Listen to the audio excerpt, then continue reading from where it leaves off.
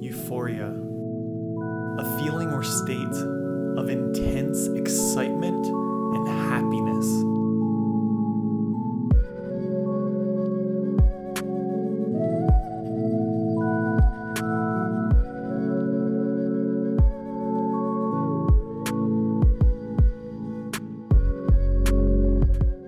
If you took a poll of all the people that exist in the world and asked them what their ultimate goal is in life, I think most of the people will say happiness.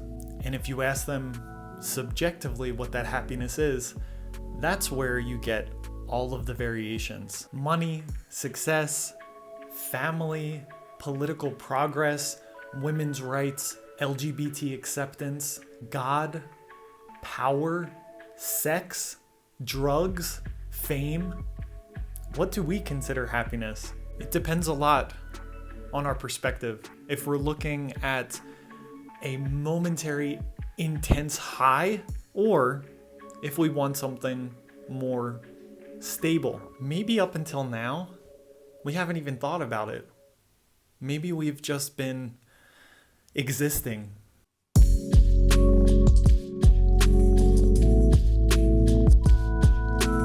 I want to make a parallel show to Euphoria called Eudaimonia. According to Aristotle, that ancient BC philosopher who coined that term, he said that our happiness as human beings has to be something distinct from other types of beings in the universe, namely rational. He says, the function of man is to live a certain kind of life, and this activity implies a rational principle. And the function of a good man is the good and noble performance of these. And if any action is well performed, it is performed in accord with the appropriate excellence. If this is the case, then happiness turns out to be an activity of the soul in accordance with virtue. Of course, the show Eudaimonia would never be made because it's just too boring. Imagine a show of a group of kids who are making difficult decisions and sacrifices in order to live a life of excellence, to strive to actualize their full potential as human beings. Imagine Rue, instead of seeking respite from her chaotic life and mental disorders and the fact that she lost her father, instead goes to therapy and learns about what is happening inside of her and tries to overcome it. Boring. It seems like that show would actually have some benefit, could teach us a few things on how to be really happy.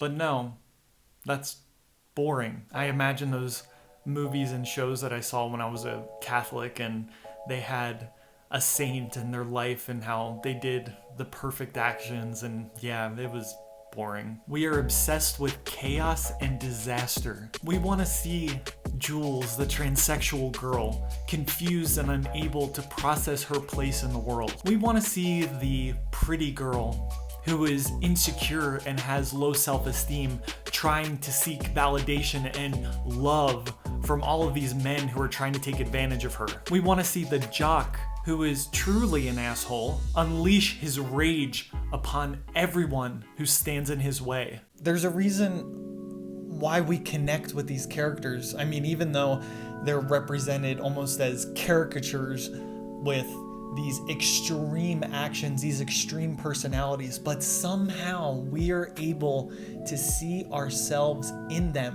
And we can't forget that we live in a certain time, and the art that we make or that we are attracted to, which includes TV shows, is going to be affected by the perspective of the time, by the problems of the time. We can't help it. The main character, Rue, the drug addict, she and her sponsor are sitting in a diner eating pancakes. And she opens up to him and says that she sees the world outside as something dark and miserable. Because without a purpose in life, everything seems just a little bit more bleak. And because of who they are and the times that they were brought up in, it seems to them that there's only two options. Eat, drink, and be merry because tomorrow we die, or I'll die now. Euphoria for me is not like other types of shows that deal with teen angst and coming of age.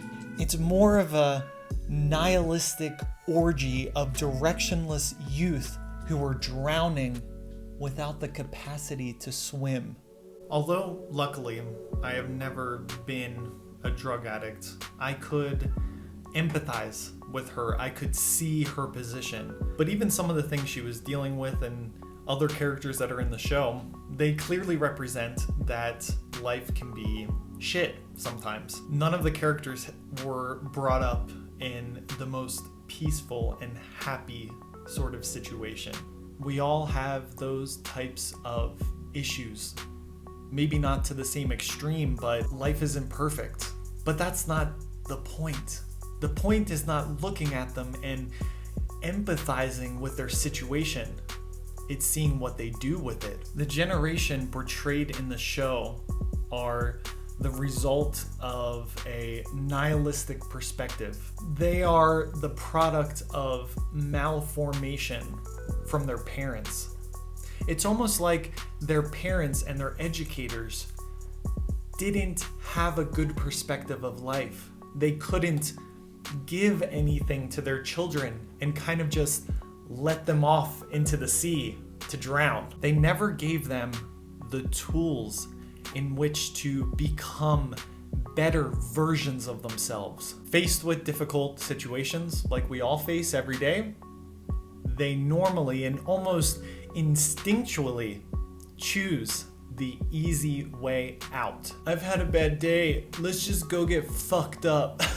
Yeah, I want to get drunk tonight. I want to forget it all. Okay, the acting's a little bit better in the show, but not by much. Without anyone showing them that there's a light at the end of a tunnel, that difficulties don't last forever, and part of the battle is just persevering through them, they assume that this is just life. Life is just miserable. And they escape into an artificial moment of bliss, only to wake up again in the same situation, or worse, the same darkness, no light, no hope. And people will say, that's easy, that's self-evident. Of course, the characters of the show are just committing these self-destructive acts and they're sinking deeper and deeper into nothingness. That's obvious.